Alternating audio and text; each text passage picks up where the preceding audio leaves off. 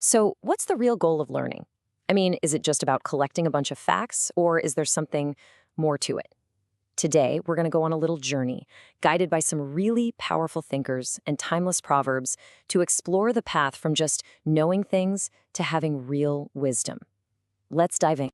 And we're starting right here with this incredibly powerful statement from Malcolm X. It just perfectly frames why this conversation is so important. See, education isn't something you just sit back and get. It's our passport. It's how we actively prepare for the world we want to create. It really makes you think, doesn't it? How are we preparing for our tomorrow, right now? All right, so to earn that passport to the future, we first have to build the foundation. We've got to understand the real power, the true purpose of knowledge itself. Now, we've all heard this one, right? Knowledge is power. But what does that actually mean? Well, Francis Bacon totally nailed it centuries ago. It means that when you have information, when you understand how things work, that gives you the ability to make a difference, to influence your world, to create change. It's really the engine for all progress. Okay, now this is where it gets super interesting. If Bacon's idea is about projecting power out, this amazing African proverb shows us that knowledge is also about inner strength. It's your protection. It's the structure that keeps you safe from, ignorance or manipulation. Without it, you're just exposed. So you see, knowledge isn't just a sword, it's a shield, too. So knowledge is both power and protection, but its value goes even deeper than that. Two brilliant minds from totally different worlds saw it as the ultimate personal asset, something that no one can ever take away from you. And you can see that idea so clearly right here. You've got Benjamin Franklin, the ultimate practical guy, seeing it as the best investment you could possibly make, one that just keeps growing your whole life. And then there's the legendary B.B. King, reminding us that it's permanent. You can lose your stuff, your money, anything, but what you learn, that becomes a part of you. It's yours forever. Okay, so we've got the why. We know why knowledge is so incredibly crucial. But that leads to the next big question. How do we actually go after it? What does the path of learning really look like? This right here is a kind of timeless, three-step guide drawn from ancient wisdom.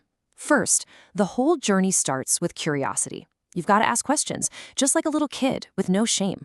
Next, you go find people with experience, the mentors who've already been where you're trying to go. And finally, you have to be patient. As the Somali proverb says, this isn't a race. Real understanding, that takes time. And this brings us to a really important turning point.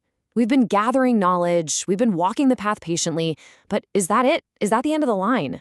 Is just collecting more and more information the real destination? Or is there something bigger we should be aiming for? Well, that destination, that higher goal, that's the horizon of true wisdom. And this final part of our journey is all about understanding the massive difference between just knowing a lot of things and being truly wise. So, what if the goal isn't to become some kind of walking encyclopedia?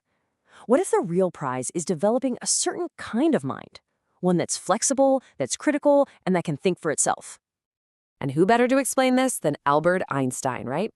He got it. Facts can change. They can even become useless. But a mind that is trained to think, a mind that knows how to analyze and question and connect different ideas, now that is a tool you can use for your entire life. It's about building the processor, not just downloading more data.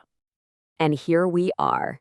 We've arrived at maybe the most profound idea in this whole journey. Just when you think you've reached the peak of what you can learn on your own, you realize that true wisdom, it isn't something you can just own by yourself. It's something much, much bigger. This Akan proverb is it's breathtaking. Seriously, picture a giant, ancient baobab tree. Its trunk is so huge that there's no way you could wrap your arms around it by yourself.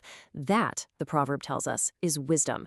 It's vast, it's shared, it's built up over generations by a community. Each one of us can only grasp a tiny piece of it. We actually need each other to even begin to understand how big it is. And that brings it all right back to you, doesn't it? If wisdom is this giant, shared baobab tree, then every one of us has a part to play. We learn from our community, and our community learns from us. So the final question isn't just about what you've learned today, but what insight, what small piece of that incredible tree are you going to offer to others?